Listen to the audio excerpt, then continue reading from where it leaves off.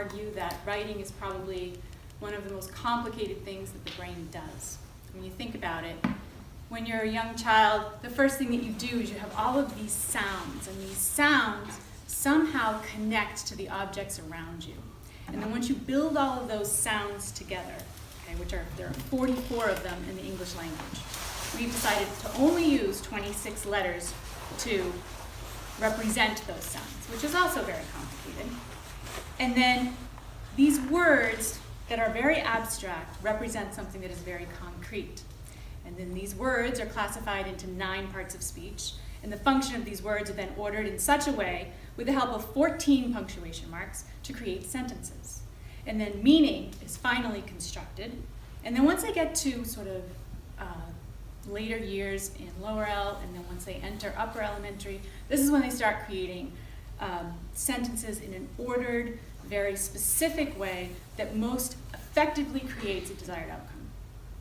My job as a language and writing teacher is to make that often seemingly overwhelmingly and definitely complex task attainable to 9 through 12-year-olds. No problem. The key is to make clear the goal and then to break the task down into manageable tasks. Because for some, seeing a blank sheet of paper is one of the scariest things that they've ever seen. Even if they are the most creative of individuals, if I ask them to write a persuasive essay on something scientific, they would just kind of break down and melt because they would have no idea what to do. Just as somebody with a more scientific mind would look at that blank page and be like, there's no way I could write a fictional story. So I have to convince them that yes, they can. I view my job as trying to get my students to recognize that they all have the truly hard work already in their heads.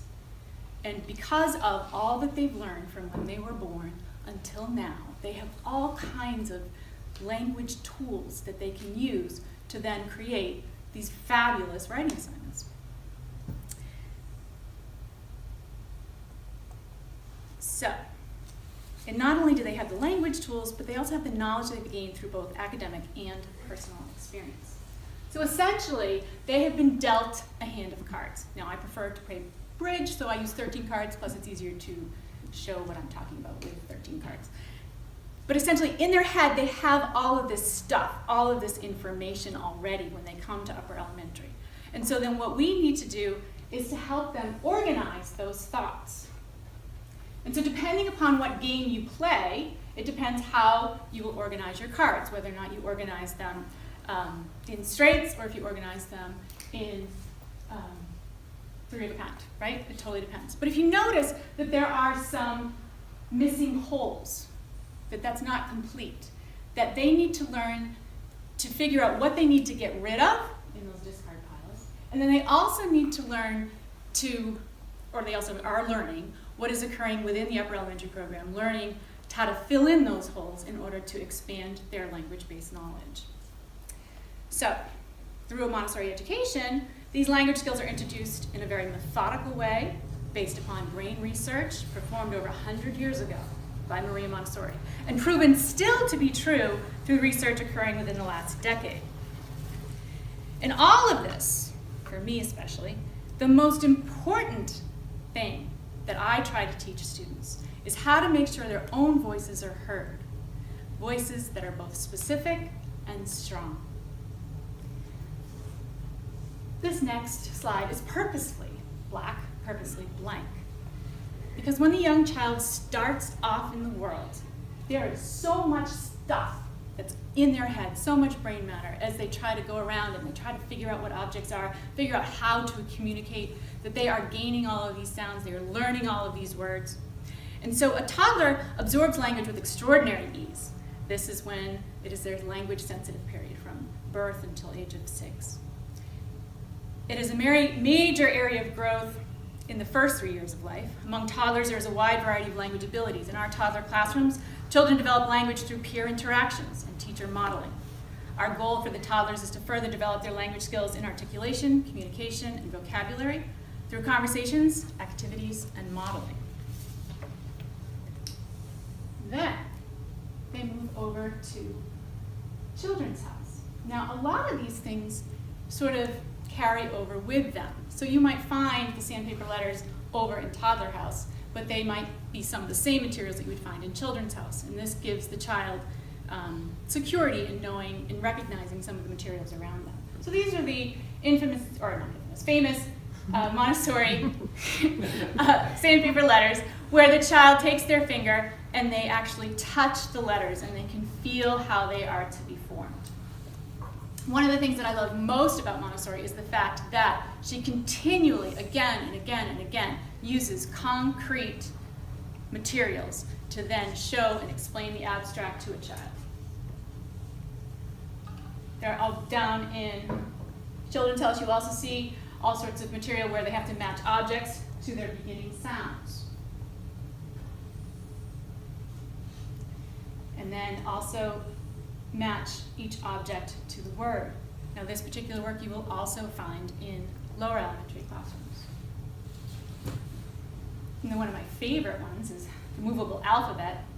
You see we have it in both forms. We have both the cursive as well as the regular print, where they can actually start constructing these words from all that they've done. My absolute favorite work, and the first work that I was ever introduced to that really sparked my curiosity and passion for Montessori, is the material of the grammar material with the parts of speech.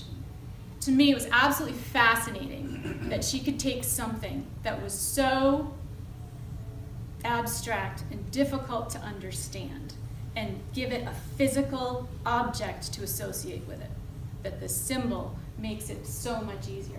I come from a background of teaching high school English, and so learning about parts of speech and having a child not even understand what a verb was, not understanding, like what the subject was, to me, it just like opened up my mind. It's like, oh, I wish I had this, with my seniors in high school. It would have helped them so much. In addition to the one on the left where the grammar symbols are, you see on the right, there are the grammar boxes. And so down in lower elementary, they will actually have sentences put out. You see up in the top left, larger box there. You take out the sentence, and then what you do is you try to find the words, and you place the words where they appropriately belong based on their color. That determines what part of speech it is. Once they get off of that material, they then start doing parts of speech where they actually take and tangibly hold each of the symbols for the parts of speech and then connect it to different sentences that are found in the shelf work. And then you can see that there are different ways of doing it, because some kids like using that tactile material that's very, very concrete. Others are more creative, and they might want to use stamps that you see in the bottom left. Other ones might want to use the stencils in the upper right and create their own with colored pencils. Underneath that stencil, you'll see that there is laminated strips with the grammar symbols on it. A challenge for them is then to perhaps take that strip and make their own sentences and make sure that they correspond with the symbol. This material is one that you will then also find in the upper elementary classroom. So you see, one of the things we like to do upstairs is to actually create our own sentences. So you can see just sort of the progression of language as we go along. And so one of the things that we try to do is we first start with the verb. And so what this was a little bit more advanced, a little bit later on down the road. But so I had a 5th year student, and I asked her, I said, I need to do a language work on the shelf. Would you mind writing me a couple of sentences? So she said, sure. So she took out the material below, and she decided that saved would be her verb, and then she decided that Bob would be the one who was doing the saving. And then what she did is she started asking herself questions about Bob and what exactly it was that he was saving, and decided that he was going to save the world. Well, when is he going to save the world? Well, he's going to save the world in the morning. Oh, okay. But how is he going to save the world? Well, he's going to save it heroically. Okay. And then why? And she said, because evil intergalactic pandas attacked. Okay. So now her sentence becomes a shelf work.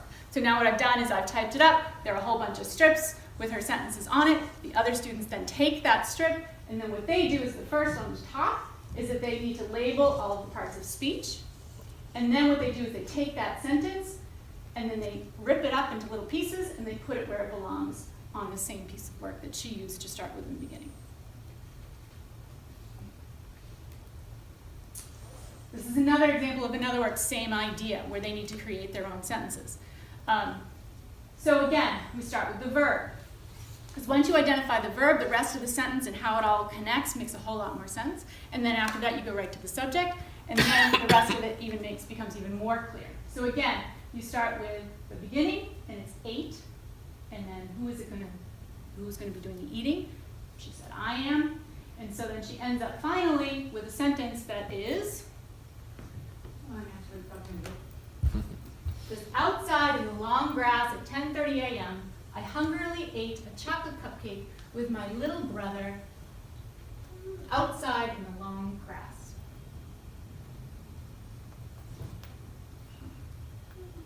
Oh, because my stomach was growling.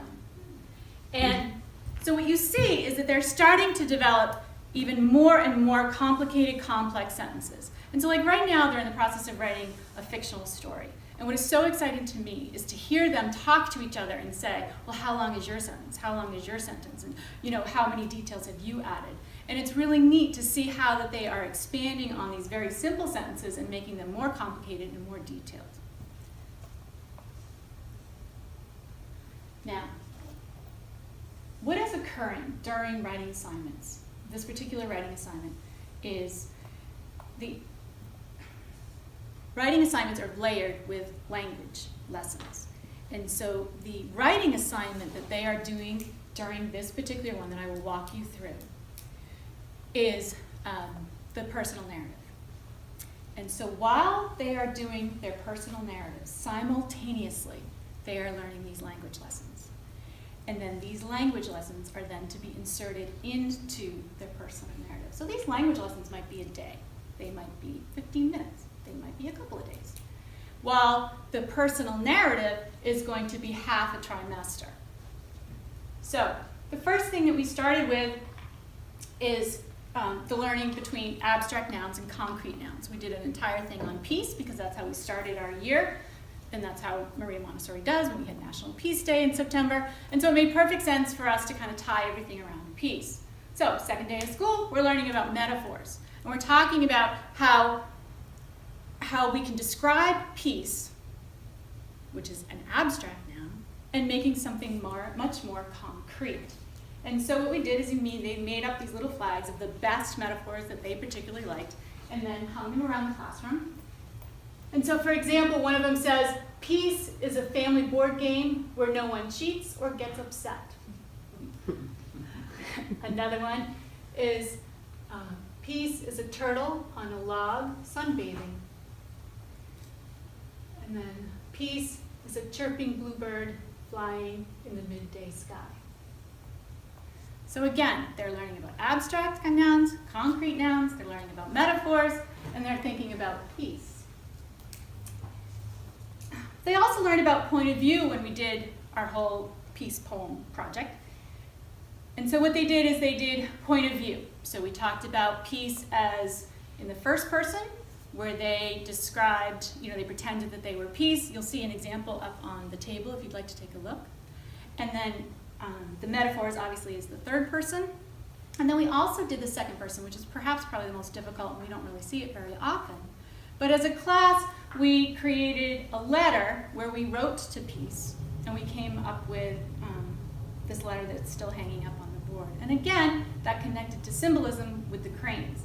Now, these things, if you can tell from toddlerhood on, we keep revisiting again and again and again. So this concept of symbolism that we talked about at the beginning of the year, and peace and all of its concrete symbols, just last in December, we started making paper cranes.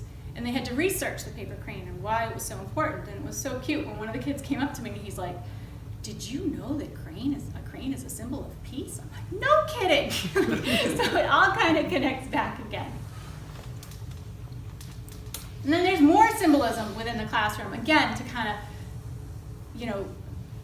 drill into them these ideas of figures of speech and how really simple it is and what a cool way it is to express yourself. And so then we did this whole thing about a cracked pot. I don't know how many of you are familiar with the story, but essentially there is this person who has two pots, hanging on a great big stick, one on this side and one on this side, and he has to go get water every single day. And so when he goes and he gets the water, And one of his pots is perfectly intact, but the other one has a crack in it. And so every time he goes and he gets the water, he fills them both up, and then when he comes back, one of the pots isn't full anymore because it has a crack in it and it leaks. So it's only about half full by the time it gets back to his house. Well, the crackpot says to the man, he says, you know, I feel really badly about this because, you know, you work so hard going all the way to get the water and then all the way back. You know, I'm only half full. I'm so sorry. And he says, what? Are you kidding me? That's fantastic. And he's like, what are you talking about? He said, well, did you notice that I planted seeds along the way on the way back? And so you watered those seeds, and now look, there are beautiful flowers all the way back. And so we did a lot of talking about how this cracked pot is representative of each one of us, and how this symbol we can use to describe who we are, and how we are all different, and how we're all unique. And so what they then did is they drew their own cracked pots representing themselves. And so then that's in the classroom as well. And then, of course, there's figures of speech, again, kind of reinforcing what they do within the classroom. This is something that they can do on their own. There are these things called skyscrapers up in the elementary program. We call them that. They're actually, I don't know what they're really called anymore because that's what we call them, because kids like to call them that. But basically, there are these towers with little drawers in them, and in the little drawers are all kinds of language activities for them to do.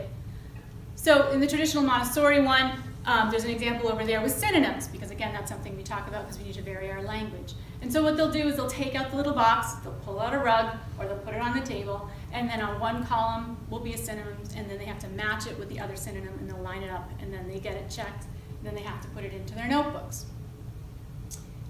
I decided that in addition to that, we need to do some of the other things that we do over and over again, things that I think are very important that we kind of get them to do. And so one of the things I've done is I've created my own skyscrapers. And so we have the figures of speech in them as one of them. And so right here you see that they have on one side the terms, and then on the right side the definition, and then they are writing into their notebooks what the terms and the definitions are. And this just happened a couple of weeks ago, and the children are like, you know, Samantha, we've already done this. I'm like, yes, we have. But you know, at the beginning of the year, they didn't have to write it in, and now they have to write it in. And so again, it's just that constant reinforcement of these ways to improve your writing. And so within these figures of speech now that they're doing their fictional pieces, they're actually required to put some of these figures of speeches into their drafts. We may end up taking them out in the end because it may not work very well, it might not work well in their particular thing, but I want to make sure that they know how to do it. So here we are, we're going to go through the entire writing process of the personal narrative. So like what I was talking about before, all those language lessons are going on kind of layered underneath what is going on with the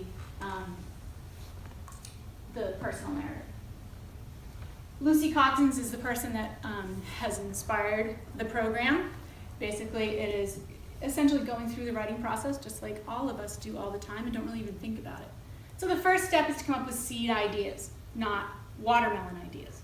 And what is important about that is, you know, a perfect example that I know I've used a lot, but one of my students once, she came up to me, she's like, oh, I know exactly what I'm going to write about, Samantha. I'm like, okay, what?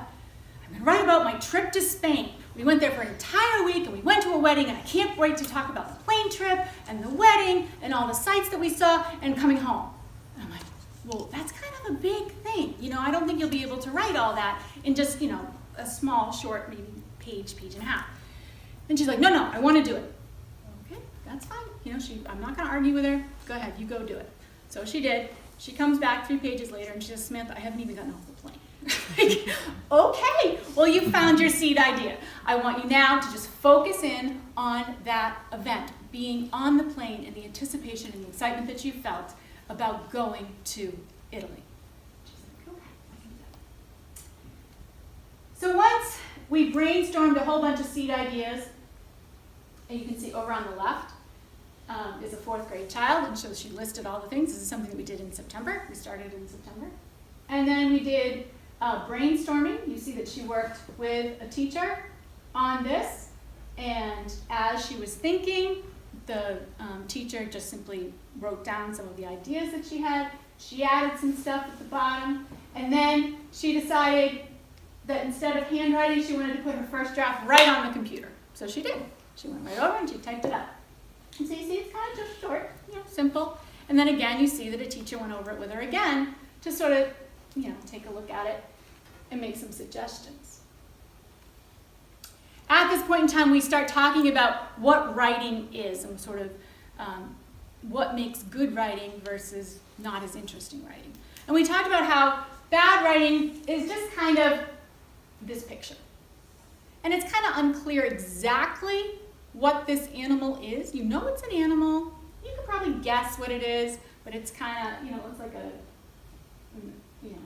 drawing, but you're still not quite sure. And so when you're writing, you don't want it to be that vague. You want to be more specific. So good writing all of a sudden makes that animal become very clear as far as what the animal is. It's a cow. No doubt, it is a cow. Very clear. But I want the child to go even one step further and make this cow very specific, very unique, very important and exciting to read about. I want them to make it Bessie. I want them to make her have a personality. I want to be able to read their words and see her in my head. The more specific, the better. And so in our classroom, we have those 3 pictures hanging up to remind them of that. And when they are writing and they hand me a sentence that is not complex and does not explain and expand the way that grammar work does, then I say to them, you need to go back and make it Bessie. And they're like, oh, okay. But they know exactly what I mean, and that's all I have to say. So now let's go back. So after learning about vivid verbs and amazing adjectives and Bessie, they then have to go back and draft and draft and draft. And so when we're talking about vivid verbs and amazing adjectives, we do talk about synonyms. And so then that is when they would do follow-up work using the skyscrapers where they have to match synonyms. So all of a sudden within her writing, you see, first of all, it's starting to expand and get longer. But we see that the verb went becomes traveled. We see that the word summer is now not just a summer, it's an exciting summer. And then turns out that Kai, who's in her story, is 5 years old. So all of a sudden, it's becoming much more specific, much more detailed, a much stronger voice. Then we talk about hooks and endings in a story and how important they are. And we talk about different ways that we can create hooks and endings. And so what I did, as you can see, I do this a lot where I'll have Paste-its that they have to take and put into their notebook so that then what they do is they don't have to write all that other stuff and write that all out because then that becomes daunting. And instead they can get right to the meat of it and just write exactly what it is I'm asking of them. And then in addition to that, they're keeping track of all of the wonderful things that they're doing. And so one of the things I have is the 3 hooks. So they had to write 3 hooks for their narrative. And there are 3 different ways that I ask them to do it specifically. One is to start off a sentence talking about the setting. The second one is an action. I want your character to immediately be in an action for your first line. And then the third one, I said start out with dialogue. So they had to create dialogue. Then, of course, once they did that, I asked them to add it to their draft, pick their favorite, ask their friends what they thought of it, and then that's the one they chose. Did it again with the endings. So then they did the same thing. The next week, they had to add their endings. So they had to write 3 endings. This time, they had to, I can't do this, but, they had to use one of the figures of speech. So they could choose which one, whether it was a metaphor or personification or and many of the ones that we had gone over. And then another one was to do action, and then the third one was dialogue. So their hooks and their endings. Now, in order to learn about how to punctuate dialogue, what I did is ask them, they didn't have a handout like this. We did this as a class on the board, and some students wrote it all in, some students didn't, and then those who were absent, I gave a sheet to, or students who had trouble, writing it all down, I gave the sheet to put into their notebooks. So anyway, the punctuation rules and dialogue. And one of the other things that I love about Montessori education is that she tries to get the child to figure these things out as opposed to a teacher telling the child what to do. And so what I did is I used the same sentence 3 different ways, and I broke it up using the speaker tag in 3 different areas. And then what I did is I asked them to tell me what the rules were for dialogue. And they came up with it. So I asked them, what observations can you make or patterns do you see in the above sentences? And then based on your observations, what are the rules for using quotation marks? Now, as you see, we went from the first to the final. And that is quite an impressive change from where she started to where she ended. Now she has the dialogue. She decided to add both dialogue at the beginning and at the end. And she changed more of her verbs. She added more adjectives and more details as she went on. And that's just the personal narrative. We did the same similar thing with the persuasive essay. And then we did the same, right now we're working on the same similar progression with the fiction story that they're writing now as they go along. And the other things that they will write more of as they go along is they will write a research paper every year. They'll write a personal essay every year. I already said the persuasive essay. They will write a fictional piece. Sometimes it's historical fiction. Right now, what it is it's set in ancient civilizations that they created in their history curriculum. And so their fictional pieces will take place in the society that they created. Does anybody have any questions?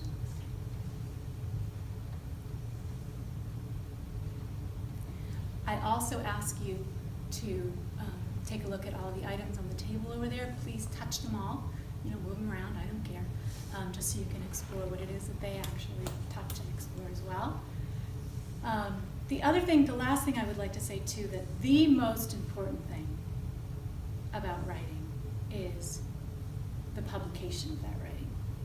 And so what we do is we celebrate. We absolutely celebrate the fact when this big piece is completed. It is a celebration where we sit very much in a format like this with this exact podium, and they will get up and they read their work. And not only am I impressed, of course, with the final product that they are sharing, but I'm also impressed with the children's attitude as an audience. They are so attentive, and they are so excited, and they make such wonderful comments and compliments and critiques, and asks very deep, interesting questions. And that is the highlight of every assignment that we have, for me, for them. We get very excited. Sam, could you talk a little bit about the approach to poetry? Oh, sure. Well, poetry in the past, we've done it as a unit. This year we're doing it a little bit differently, as you can tell, where we're doing it along the way, because when Diana, Norma, and I spoke, it made a whole lot of sense to have these pieces of the figures of speech that you use in poetry that is so clear and so concise and so easy and manageable. Once it becomes that manageable, then to take those figures of speech and put it into the larger work. So the poetry that we do has been continual instead as we go. So it's one of the tools for... Exactly, it's a tool for each one of these. So they're writing poems all the time. All the time. Like for example, for imagery, we went to the beach with Victor on his crab count. And so we went there, and then after, or actually before we did the crab count, we had the students just sit and observe.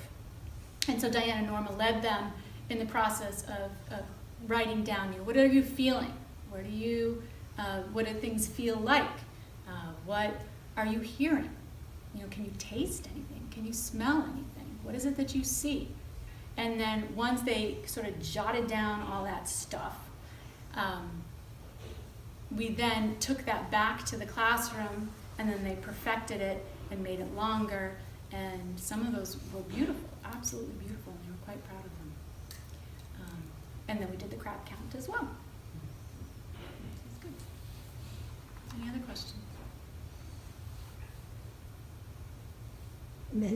Sam, last year, did Diana Norma as well, maybe, sent a lot of their poetry to the National I forgot. Treasure of Poetry, and many were published in the book. And I think you didn't even talk about it in class, which I think for the kids made it that much more special. We received as parents at home the invitation to, to sign the waiver and whatnot, and then the children got the book at home with their poems published. And Thatcher in particular was really excited about it, so it was really special to speak to the publication part. Well, exactly. To know. I meant to add that to it. I Yeah. forgot, so thank you for reminding me. But yeah, it was pretty exciting. I'd say between the two classes, there were like 7 or 8 of them that were published, which is pretty impressive.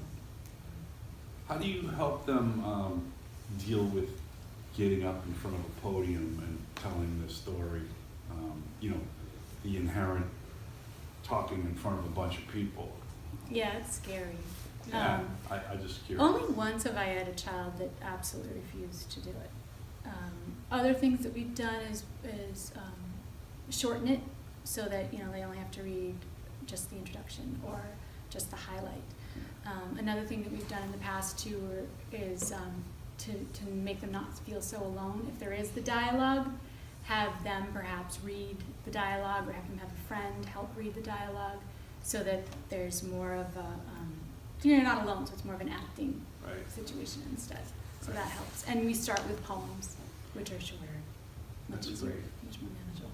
I mean, I can remember being in high school, it was like, all right, 11th grade, the first time you get up in front of somebody and read, so it's like a big deal. You're working it from 4th grade on. That's awesome. Right. And we try to we do a lot of more informal ones too before we get to this point. Right. So like, for example, when we do the persuasive essay, we start with little mini persuasive debates where they have to argue with their friend about whether or not the color blue or the color brown is better, or, whether or not the hammer is more important than the nail. And so, just benign topics, but they have a lot of fun with it. And because they're having so much fun, they don't even realize that they're talking in front of their class. That's And awesome. I've been to a few of these readings up there, and there's a lot of encouragement from their peers, like, oh, you can do it, go ahead, just try, just read a little bit, and so it's nice to get that from their classmates too. Yeah. Yeah, and then what I did too with a child that just couldn't, and that's fine, is I would read it, and then she would hear the praise from her peers, and that had to make her feel good. Oh, yeah. But it's hard. It's personal. Yeah. It's really hard to talk about. It's much easier to write, to read about a biography or something where doesn't really relate to yourself. But absolutely, writing is so personal. So personal. Thank you.